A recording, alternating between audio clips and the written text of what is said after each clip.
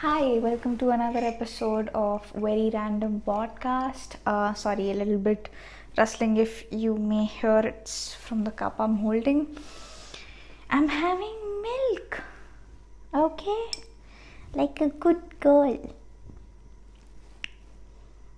But yeah, I really like milk, man. It's nice. It tastes nice. Everything about milk is nice. Sorry, no offense to lactose intolerant people. But yeah, I'm pretty excited about going to campus after 1 year of whining about it. And yeah, I think kudos to all the residential colleges and schools and who are calling kids, who are taking all the precautions and stuff, because it can be really heavy, especially when third wave might come, or people are still recovering from COVID, families are still recovering from COVID, and people are still getting vaccinated. I think it can be a very tedious job to bring everything back to normal. But yeah, I think colleges are doing a great job of it.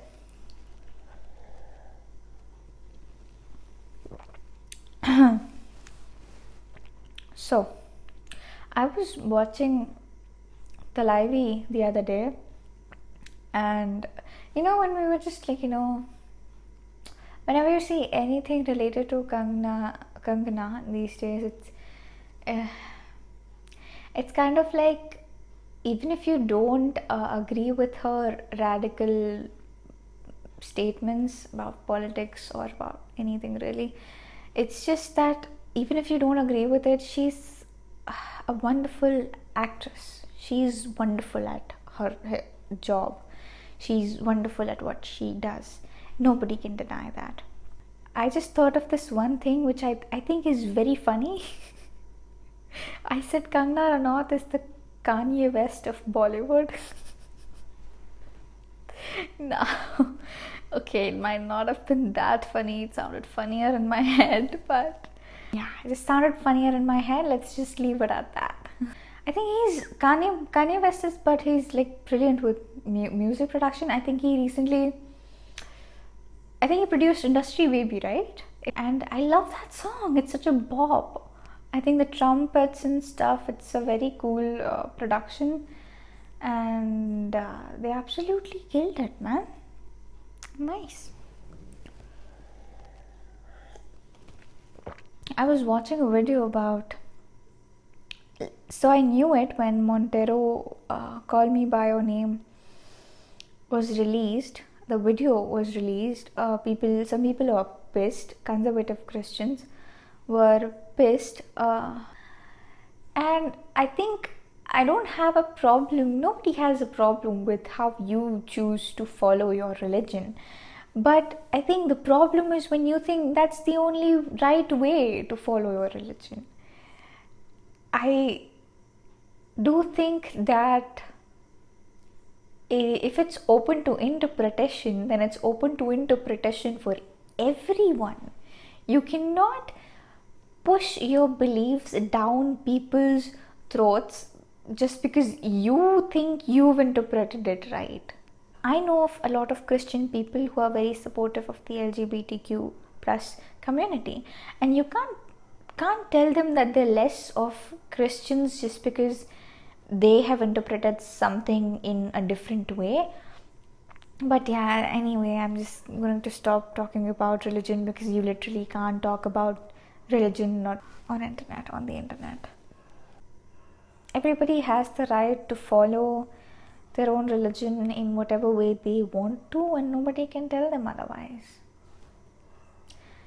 It's also given in the Constitution. You have the freedom, you have the right. It's your fundamental right. So do you, boo. Such a ridiculous way to end such a nice conversation. Oh my god. I am such a read the energy of the room and then fuck it, absolutely fuck it kind of a person. I get in, I read the energy of the room. If there is something serious going on, then I'll just kill the conversation by saying something absolutely stupid. I think I'm the Asher from How to Get Away with Murder in real life. I don't like Asher. No, I'm sorry. He's very compassionate. He's a very nice character. But I just don't like his sense of humor. I just don't like how he makes stupid jokes when there's a serious conversation going on. But now when I realize, I think I am the character I don't like. Oh my god, do I not like myself? Wow, what is life?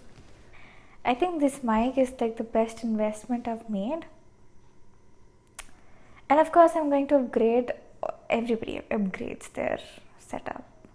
And I've been looking forward to doing it as well. So, definitely. But I think this mic is very cool. If I did not have this, I would not go on with the idea of podcast. And I think having this podcast right now is a very reassuring thing for me personally, because I enjoy making content a lot. I enjoy talking about things a lot. And I think when I am making scripting my content, I script my podcast as well, but it's not heavily scripted. Like, not every line is written, not every joke is written. Some of it is just there improvised or something.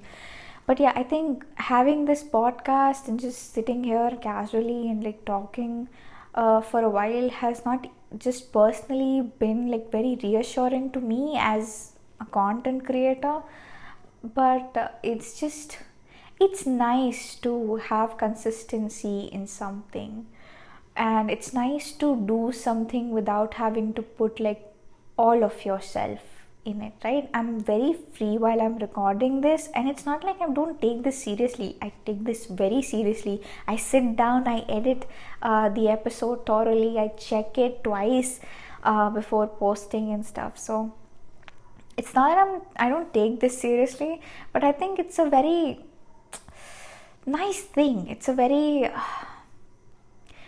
nice feeling to have a constant thing in your life. I was watching a TED Talk the other day. Yeah, I still watch TED Talks. I don't know. Because some of them are brilliant, right? Some of them are absolutely brilliant. There was one that I was watching, which was called How to Speak So That People Want to Listen by Julian. And I think speaking is something. Now this is a personal thing.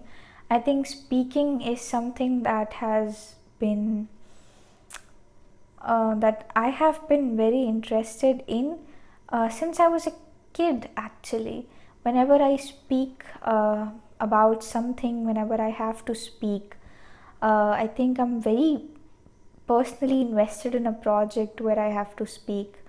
And I'm personally very invested in how I sound, how I'm putting things out, what my tone should be. It's I spend a lot of time in front of my mirror practicing and rehearsing, even if it's not an acting performance, even if it's just a debate, even if it's just an extempore or something like that is going to happen. But before every competition, basically, I remember trying to practice a lot. I remember trying to make that happen. And so I've always been passionate about speaking, and I feel like your voice is such a powerful tool. And not just public speaking. I think if you talk about personal experiences as well, I think voice is, people always give so much credit to eyes, and I agree. Okay, eyes give away a lot. I've had crushes on people because they have a good voice. Yeah, Damiano David, he has a wonderful voice. So that's that. I was talking about the TED Talk, right? So this TED Talk by Julian, I'd really recommend it to anybody who's into speaking, who's into public speaking or stuff. It's about how to say things, the way you speak things, your tone, your volume, and everything matters, and how you can use it. The one thing that really impressed me throughout his TED Talk was it's so well prepared, it's so entertaining, it's short, it just keeps you there, and I think that's something that is I feel is amazing to engage people, to keep people there with you so that they sit down and actually listen to what you have to say. I think it's brilliant, and I would like to have that kind of attention, that kind of power to hold the audience, to hold attention to myself, to keep attention to myself like that, as if I am saying something important, and people are there to listen to me. So yeah, that's that. I don't think I made a lot of jokes on this one. I don't think. Do I make jokes? Do I even make jokes? I don't know what I do on this podcast. I'm not sure. Please, if somebody can summarize this up, please do. Please do. I don't know what I'm doing with this podcast. I hope it's entertaining. I hope it's nice to listen. I think it is something that I would want to listen. So yeah, I think all the content that I'm trying to make at this point is something I would watch myself, or I would listen to myself. So I hope people want to do it too. I'll meet you next time. I hope you have a good day or night or whenever you listen to it. Yeah. Bye. Bye.